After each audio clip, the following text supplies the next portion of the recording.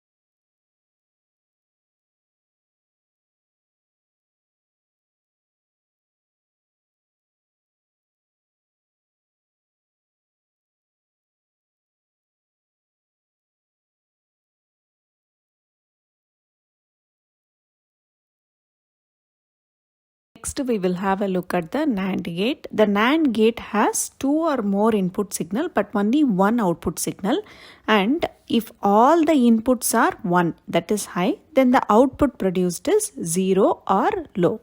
And we can see that the NAND gate is nothing but an inverted AND gate. That is, we given any number of inputs, an AND operation is performed on the inputs, and then a NOT operation is performed next on the output produced. And we can also see that in the truth table of the 2 input NAND gate and the 3 input NAND gate is given. We can see that when all the input values are 1, the output produced is 0, or else the output is 1. The logical representation of the NAND gate is, meaning of the NAND gate is given. An AND operation is performed on the input, and on the result the NOT operation is done, and that is represented by this. And the 2 input NAND gate, 3 input NAND gate and 4 input NAND gate is given here. And please make note on the symbols, like when you draw it, make sure you put the right representation, because there might be some minor details which is in the representation of the gates, and you shouldn't miss it when writing it in the exam. Let us look at the XOR gate. It is also called as exclusive OR gate. And it states that an XOR gate produces output 1 for only those input combinations that have odd number of 1s. And we will try to understand it using a truth table of 2 input XOR gate. Here we can see that there is a separate column to note down the number of ones, even or odd, or the input variables x and y. And we can see that row number 1 we have 0 0 as input, and there are no ones, and we can say that since the number of ones is 0, it is marked as even. And row number 4 we can see that the inputs are 1 and 1 and the number of ones are 2, and we can mark that as even. And in the rest of the rows we can see that there is only odd number of ones present, and so that is marked as odd in the number of ones even odd column. And whenever there is even marked, we can see that the output is marked as 0, and whenever there is odd, we can see the output Z is marked as 1. And the same rule can be applied to the truth table of the 3 input XOR gate. So XOR can be represented using this O plus sign, and so we can say that A XOR B can be written as this, and the symbol used for XOR gate is given here. And we can see the 2 input XOR gate, 3 input XOR gate and 4 input XOR gate. So an XOR gate can take any number of inputs starting from 2, but the output is always 1. And the thing is, XOR addition can be summarized as follows. When 0 is XORed with 0, the output is 0. 0 XORed with 1, the output is 1.